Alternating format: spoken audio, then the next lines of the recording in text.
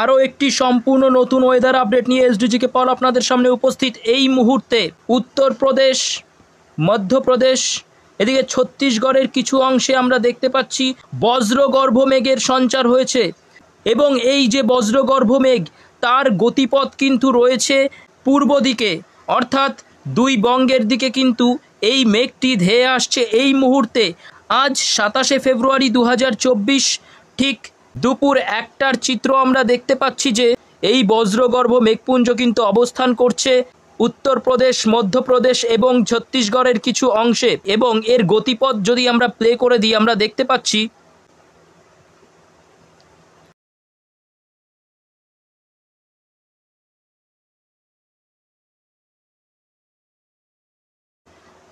এটি কিন্তু ধীরে ধীরে ঝাড়খণ্ডের দিকে এগিয়ে আসছে। পরবর্তী 2 থেকে 3 ঘন্টার মধ্যেই কিন্তু এটি বিহার এবং ঝাড়খণ্ডের সীমান্তে অবস্থান করতে পারে এবং বিহার ঝাড়খণ্ডের সীমান্তে অবস্থান করার পরবর্তীতে এটি কিন্তু ধেয়ে আসতে পারে আমাদের বঙ্গের দিকে। এর যে গতিপথ এটি কিন্তু এই মুহূর্তে আমাদের মধ্যবঙ্গের দিকে রয়েছে, অর্থাৎ দুই বঙ্গেরই মধ্যবর্তী যে সমস্ত এলাকাগুলি রয়েছে সেই সমস্ত এলাকার দিকে এটি কিন্তু ছুটে আসতে পারে, এরকমই একটি আপডেট এই মুহূর্তে পাওয়া যাচ্ছে। এবং এই মেঘে কিন্তু ভারী বৃষ্টিপাত সঙ্গে বজ্রপাত এবং ঝোড়ো হাওয়া বয়ে যাওয়ার কিন্তু সম্ভাবনা রয়েছে। মধ্য ভারতের দিকে কিন্তু এই মুহূর্তে দুটি বিপরীতমুখী বায়ুপ্রবাহ আমরা দেখতে পাচ্ছি।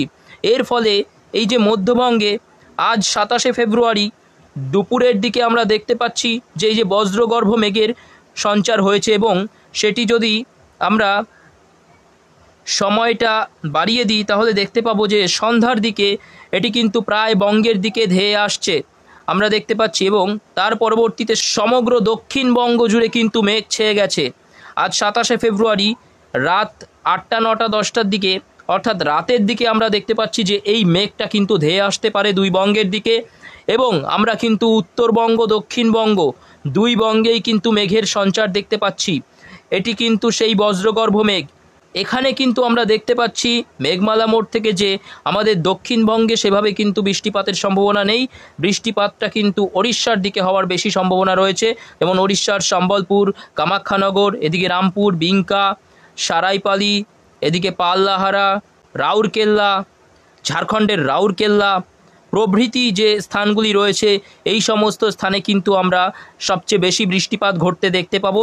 এই মুহূর্তে যে আপডেটটা রয়েছে সেই আপডেটে কিন্তু এরকমই একটি চিত্র ধরা পড়ছে এবং বঙ্গের দিকে কিন্তু মেঘের সঞ্চার আমরা দেখতে পাচ্ছি।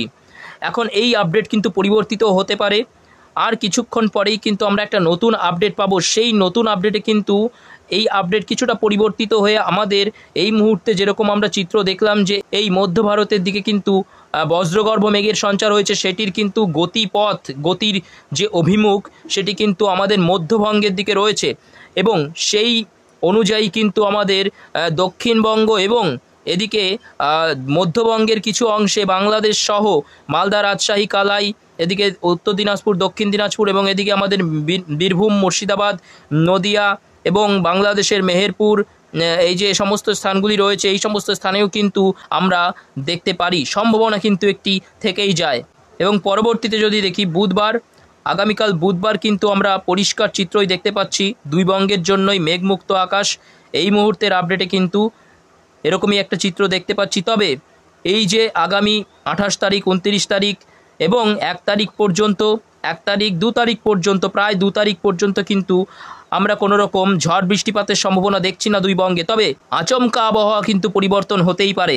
কালবৈশাখীর মতো কিছু সিস্টেম কিন্তু এই দুপুরের পরবর্তী সময় বা সন্ধ্যের দিকে এগিয়ে আসতেই পারে এবং তার জন্য কিন্তু আপনাদের লক্ষ্য রাখতে হবে আমাদের চ্যানেলের পর্দায়।